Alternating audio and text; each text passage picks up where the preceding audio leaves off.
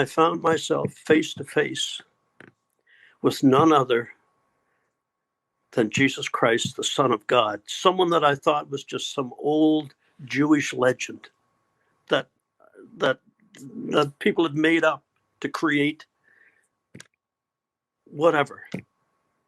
And I'm looking at this figure and the magnificence of this figure, not just the look of intense love and concern for me, but this golden light flowed out of him from all, seemed to start at his head and flow down his body.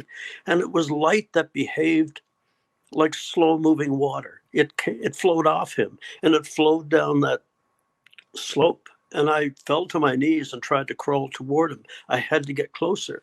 And it was as though I had finally come home, that I had found what I had searched for all my life. And I started to crawl toward him and to get closer. And then his eyes looked into mine. And when I looked into those eyes of gray and green and blue, I was lost in the love of eternity. This magnificent creature knew me too, but this was a creature of love and forgiveness and desired to know me better. And for a split second, and Randy, you probably experienced this too, although my intellect knew better, it was as though when my eyes met his, it was as though I was the only one in creation, the only one he had ever created. He knew me that intimately and loved me that deeply. And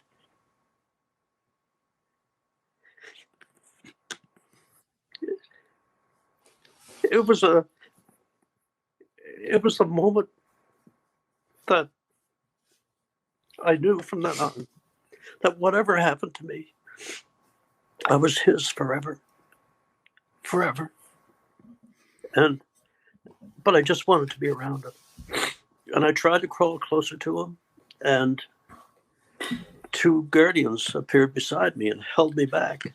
And I struggled free and continued to climb toward him. And suddenly he raised his right hand, and there was no mistaking what the gesture meant. He was still smiling in a gentle way, but this was a definite command to stop. And I remember the feeling inside of me of not being allowed to come closer. And I waited with, I don't know, bated breath, I guess, if I was breathing, but I was just completely enveloped in the love of his eyes. And then I guess I must have taken another step or two or crawled on my knees, and I heard all of a sudden he raised his hand even higher. And Randy, when he raised his hand, his cloak fell back, and I saw the remains of the crucifixion. And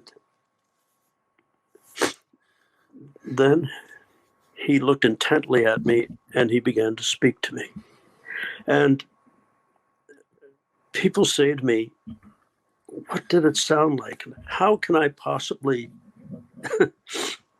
I attempt to, but how can I possibly be accurate? But suddenly I heard his voice, and with him, unlike the angels, which was more of a telepathy, not telepathy, but a mind thing, Jesus's face moved just as you or I would, speaking to each other. And then I heard the voice of the Son of God, and it stunned me that he knew my name. He knew me. And he looked at me with the gentlest of smiles, hand still raised, meaning to not come forward. And he said to me, James, my son, this is not yet your time. Go back and tell your brothers and sisters of the wonders we have shown you.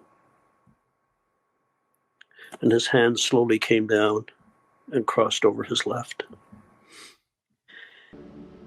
And and you'll be leaving the service now in just a moment, you can make the same commitment and the same decision that these are making. And the same Christ that will come into their hearts and give them assurance will do the same for you. You may be sitting at a bar somewhere. Maybe you're in your living room at home, or maybe you're in a friend's home. Maybe you're in some unusual place that I couldn't even think of at the moment. And you need Christ and you need God in your life. You can receive him right now, and he can bring about a tremendous change. And then go to church on Sunday. Have a talk with a minister. Tell him the decision that you've made. And get to work for Christ. And live in this brand new dimension of living, the spiritual dimension. Good night, and God bless you.